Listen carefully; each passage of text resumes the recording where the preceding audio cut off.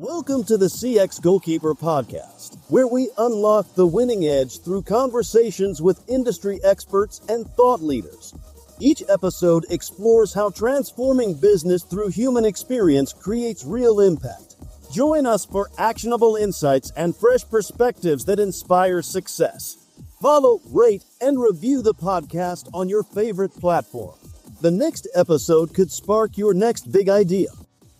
Ladies and gentlemen, welcome to the CX Goalkeeper Podcast. Today, really thrilled because I'm connected to Australia and with Luke Jamieson. Hi, Luke. How are you? I am so good. I'm so good. How are you? Great. If I can have a discussion with you, I'm quite pumped because I'm sure that in the next 30 minutes, I will learn a lot and I am super keen. And I need to say, I'm a big fan of your show. Therefore, let's first introduce yourself and then I can ask some question about your 20s. That's such a cool show. Let's do it. First of all, today we're going to discuss about the way of working change, building human-centered companies that really focus on how people work and what we can do around that. But before we deep dive in this topic, Luke, could you please introduce yourself? Okay. So, Luke Jameson, I'm from Australia, if you can't tell from the accent. And I don't know what you want to know about me, but look, I am just genuinely passionate about customer experience as a whole. I love employee engagement, this idea of employee engagement, and I like to do things a little bit differently. And honestly, if you want to know about me, then go and check out LinkedIn and let's connect and let's have a real connection. And I promise, if you connect with me, I will actually say hello and not just accept your connection. So let's do it that way. That's great. Thank you very much for these special introductions. Before I ask about your values, you are very active not only on LinkedIn, but you have different shows and so on. At least this one, I think you should share that with us and do some product placement about your products. Oh, about 2020-ish? Sure. Look, Michael Matson, if you don't know him, you should go and connect with him. He is such an awesome human being and just so genuine and just lovely. And he is a great connector of people. And he reached out to me on LinkedIn, a year or so ago.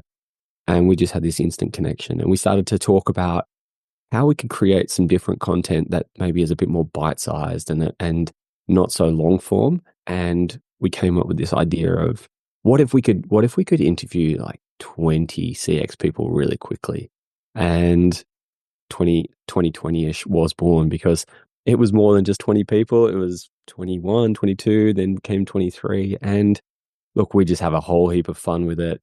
We're so blessed that so many people, so many amazing CX leaders want to be a part of it. We genuinely got blown away by how many people wanted to be part of it. And if I might say, you are going to be on season 2. So we're very excited about that. I'm just excited about being able to say your name week after week. It's one of the best names in the world to say. Gregorio Ugliani. Oh my God, what a name. Thank you very much.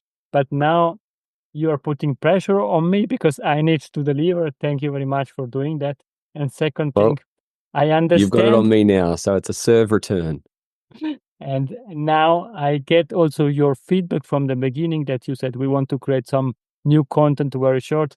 Thank you for the feedback. My podcast is boring, I know that. But this time... Not at all, man. This time it's you. You need to make it entertaining. You need to make it engaging. And therefore, all the pressure now, it's on you. All right, let's go. I've got the soccer ball, the football, and I'm aiming right at you. Let's go. Super. Then let's score some goals together. But before we're discussing about goals, for me, it's extremely interesting, and I'm keen to ask this question. Which values drive your professional life? Honestly, it's the number one goal has to be just being authentic, just authenticity and just being me and unapologetically me. I might have said this a few times before, but I used to get really conscious of how I spoke and my Australian accent, and that I would come across a little bit bogan, which is, I don't know if there's probably equivalent terms like a redneck in America, or I don't know what it is in Europe, but I got to a point where I'm like, I'm just going to steer into it and just be me and be authentic and then just share the things that I'm passionate about. And I actually don't care what you think. So that's that. I think being authentic in everything I do is super important, and just challenging the norm. Just being a little bit audacious. So that would be my other value. Be audacious. It could be seen as a bad thing. I think it's a good thing. I think it's worth, closed mouths don't get fed, as they say. So ask. If you want something, ask about it. If you've got a view on it, say it. And if you are wrong, accept that, learn from it, and the only way you can learn is by sharing your opinions, somebody else sharing theirs, and you might open up your mind to a whole new way of thinking, and that has been how I've approached life and work and everything that comes with that. Following you since a while and having this discussion and also a short pre-discussion, we are feeling your authenticity and therefore really like that. Really. And yes, you don't care about the feedback of others, but it's really genuine. And this is what I really like and enjoy when I'm following you, when I'm listening to your content or reading what you are writing to us. Let's kick off the game. The way of working change, building human-centered companies. How is the future of work transforming the way business approach customer experience? Look, I think from a transformation perspective and how we approach customer experience, I think it is becoming a bit more holistic in the approach, right? I think we are starting to. I think the pandemic made us realize that there is different ways of working. That then exposed us to people's lounge rooms and bedrooms and a whole heap of other stuff that we might not want to know about. But we started to see each other a little bit more as humans, and I think that's a good thing. I think, look, it's a hot topic at the moment about getting back in the office and all that sort of stuff. But I think, by and large, there's an acceptance that we need to have flexibility. Now, is the future of work from home? I don't think so. Is it hybrid? Maybe. Is it flexible? Absolutely. I think that organizations will have the organizations that will win are the ones that will create flexibility in how we work. And I think that is regardless of what profession you're in. I think there is ways to be flexible in how we approach work. I like that.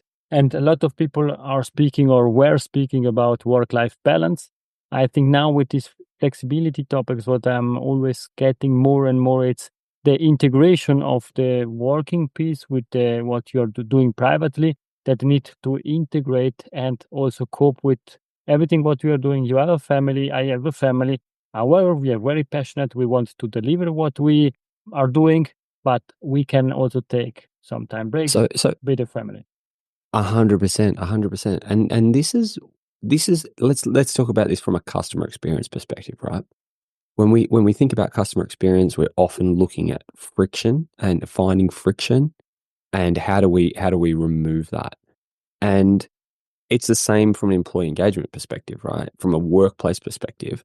If we're creating all this friction by having these stringent work hours and times and having to be and not allowing people to be flexible, we instantly create friction within a workplace. And if you've got friction, you're not enjoying it. If you're not enjoying it, you're probably not that engaged. And then that flows on through to the customer, right? So flexibility is just about finding friction and removing it. And also from a customer point of view, as a customer, a few days ago, I was renewing, and how can I share that without saying the name? Yeah, a newspaper. I wanted to keep a newspaper. Now let's find that a global, very well known newspaper about economy, and I wrote to them at 11 p.m. my time that I wanted to renew, but I wanted to have some changes in my subscriptions. And then my wife said, "But are you writing to them at 11 p.m.? They are closed." And I said, "I try." I opened the chat pop up, and I was able to chat with them and to change what I wanted. And basically for me was, yes, the reality is I was speaking with a human being. I was aware of that. It was great. He was on the other side of the world, Therefore, for him, it was not 11 p.m., but it was the right point in time because I wanted to do that. And I think this flexibility as a customer and as a company is really key. Agreed. There, and I trained a lot before recording to pronounce this word. I hope that I can do that. You shared this observability. And what role does observability play in understanding and improving customer experience? Oh, Gregory, this is something that's pretty new to me, I'll be honest. But I've spent a bit of time in the tech world and startups and that sort of stuff in the past. And I've also set up a few contact centers. And just through those interactions, you end up meeting with IT and partnering with IT, and you learn a few things through that process. And one of the things that's kind of come to light recently is this observability's been around, but it's been in the domain of IT, where they observe system health and making sure that it's all working and not falling over, right? And it all just happens in the background, and so that we can get on with our jobs. But I had this, I started to think, well, that is, how good is, like, we underestimate IT for their ability to create a great customer experience, even internally. And I thought, well, what if we had these tools from a customer experience perspective? Imagine we had tools that could tell us real time that where there is friction and where things aren't working from both an employee's perspective and also from a customer's perspective. And in that journey, where is it that we're seeing that friction?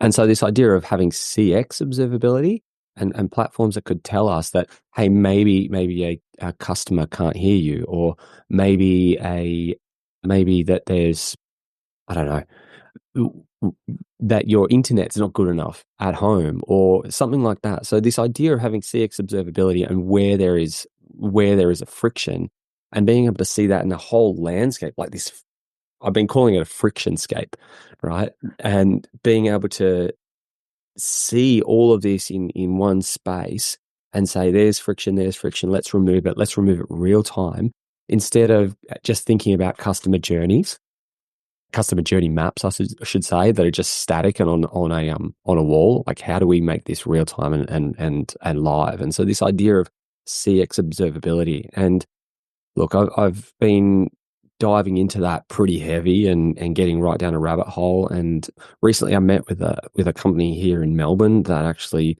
is trying to create some solutions for that. And I thought that was pretty cool. They let me get in and have a look under the hood and see that in real time. And I was, honestly, that's where I just got fascinated by the fact that you could see so much data, and there were so many incredible stories coming out of this data, where customers were struggling and where customers were and where employees were struggling, and this real-time data that they could solve. And I think that there's this idea of CX observability is this data-driven decisions around creating, frictionless experiences for customers and employees. I think it's definitely the future of CX, in my opinion. Really cool, really interesting topic. Also, other podcasters are sharing this idea in a bit different way. They want to mix data with artificial intelligence and using behavioral science in order to understand better customer and to leverage that. But you said you were in the rabbit hole and you came out trying to understand that. Could you please share what are your biggest learning, also perhaps focusing on being more proactive with our customer, offering personalized experiences and whatever you find out? Yeah, look, let me think about some of the stories that I saw. Like one of the stories that I was thinking about, and we were touching on it before, right? About return to work and back to the office. We need to have a reason why we've got to come back to the office. There needs to be beyond just some company saying, we just need you back in there because we don't know how to manage properly because we've got poor management skills and we can't remote manage, or we've got a sunk cost bias and we've built this big building that we need to now have everybody in. There needs to be a why and a purpose that's going to really drive someone to want to be back. If you could show that the experience for a customer is better if you're working in the office, that's a much better story. if there is, one of these, this idea of when observability, we think things are working okay. So in our observability actually gives you a holistic picture. So it might be working for you, but does that mean it's working for the customer? And being able to see this 360-degree view of what's happening, that's what I found really interesting. And one of the other examples was this company that I was looking at some of the data. Nearly 40% of calls for this one agent were there was only one-way audio. Now, the customer was struggling to hear, and that's because they'd had a Teams meeting with their manager and their one-on-one catch-up, and Teams stole the microphone. And so then when they jumped back on the phone, put their headset on, they could hear everything perfectly in their headset, but the customer couldn't hear them properly because the microphone wasn't using the boom mic. Now, that sounds so simple and maybe silly, but when we think about what does that mean from a customer's perspective? Now, there's a couple of research papers that came out, one from USC and one from Australian University, ANU, that people, when you can't hear somebody properly, your trust is eroded. So instantly, trust is eroded. And I think it was, I'll have to share the article with you, but I think it was around like 38%, right, of trust is instantly eroded because they can't hear you properly. And when we think about that in the context of CX, like how important is it that we just have really awesome audio when we're speaking to somebody and having that ability to have a really good connection? So look, if we zoom back out and we think about what does observability mean? It's this ability to be able to see things in a 360-degree view. It's not just your view that something is or isn't working. It's a customer's view as well. It's an organization's view, and I think that's pretty interesting. That's really cool. But I know that you're sharing also another topic. What do you mean by senses of engagement, and how can we leverage that also? Oh, let's dive in, because this I know this is meant to be a short podcast, but man, we could go for hours. I'm super happy to do that with you. Look, I think the way we've thought about engagement in the past is a bit broken, and we approach it in this extrinsic way. So organizations have reward and recognition programs, and yet how we reward someone is not necessarily how we all feel valued. And so the senses of engagement comes from, and look, there's some pretty what's the word? There's some already some thought out there on this, right? There's some purpose, meaning that's the kind of roles that we need: having a sense of purpose, having a sense of meaning, having a sense of belonging, and that's absolutely true. And but that's sort of, I think that's just touching the surface. I think there's all these other senses of engagement, right? A sense of growth, a sense of achievement, a sense of excitement, a sense of self, a sense of trust, a sense of community, a sense of belonging. And once we start to pull all those together, and I think that the sense of belonging is the very last one, right? Because you can't have a sense of belonging unless you have all of these other things lined up.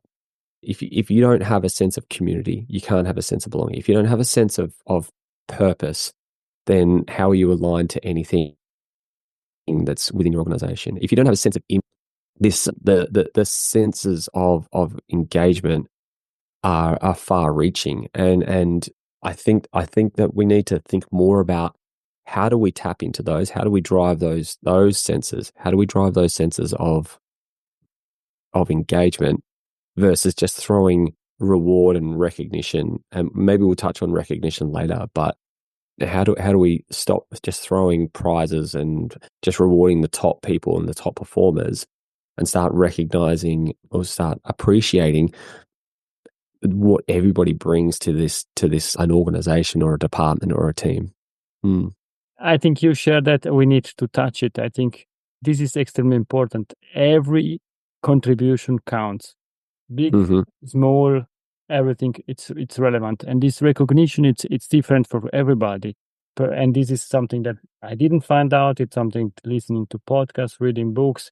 Gary Vaynerchuk is sharing that like that. Perhaps in your 20s, you want to earn more money, and to get more money, that you have enough to live and to do whatever you want. Mm-hmm.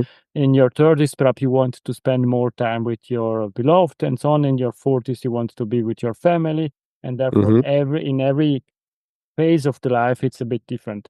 And therefore, you should recognize also the people in a different way. Somebody wants money, somebody wants more time, somebody wants more flexibility, as you shared earlier.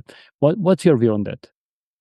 Look, I think that's true. I think that as we evolve, our desires and what drives us changes for sure. I do also think, though, that the pandemic changed us in such a fundamental way. I think it was a reset for everybody. We started to say, what do I value most? And that's where we saw like the Great Resignation. The Great Resignation was about finding what is meaningful to you and doing that reset and aligning your own values and purpose to the work that you do.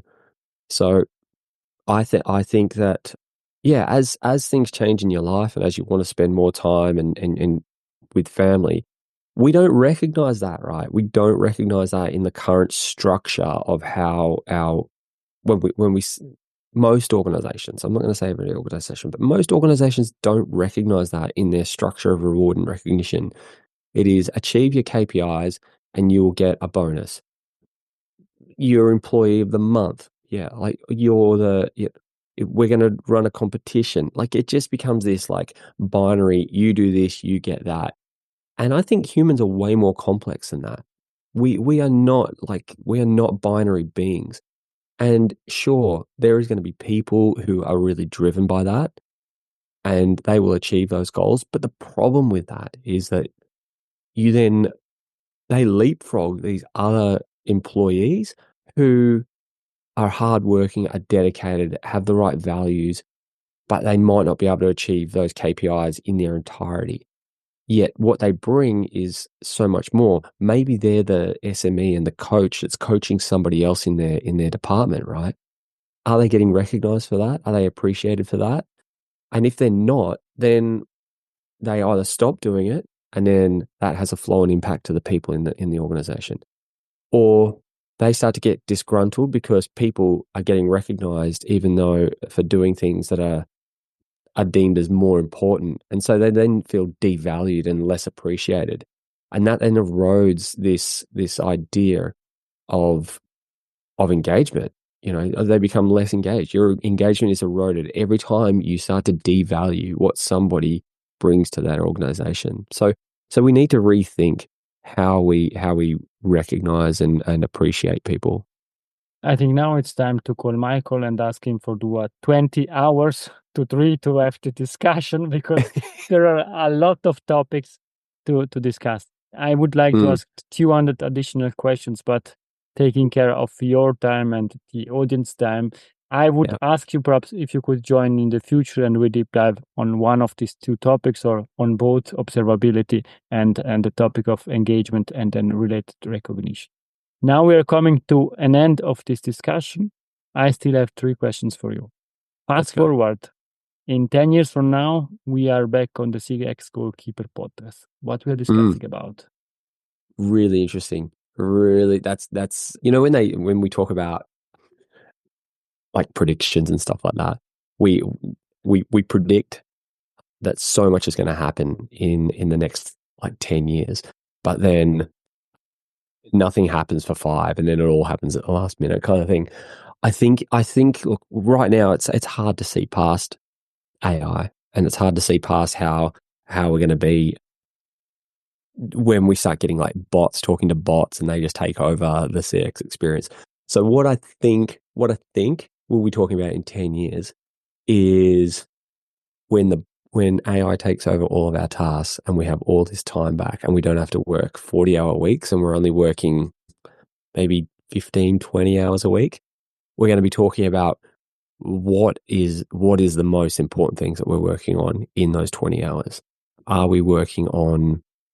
Because we'll be working on really exciting stuff, I reckon. I think we'll be working on the things that get us out of bed and get us excited, like making podcasts. We'll be talking about saving the world and our big missions that get us excited. And we'll be talking about these white glove services where there's human to human interaction, and we're really enjoying this life where we're truly connected because we don't have to worry about all the tasks that we're doing and all the to-do list, because AI is taking over a lot of those things for us. And so all of a sudden, I think we're going to be talking about the truest next evolution of human connection. That's so cool. And there's a point in time I would really like to be and feel this new way of working, new way of being there.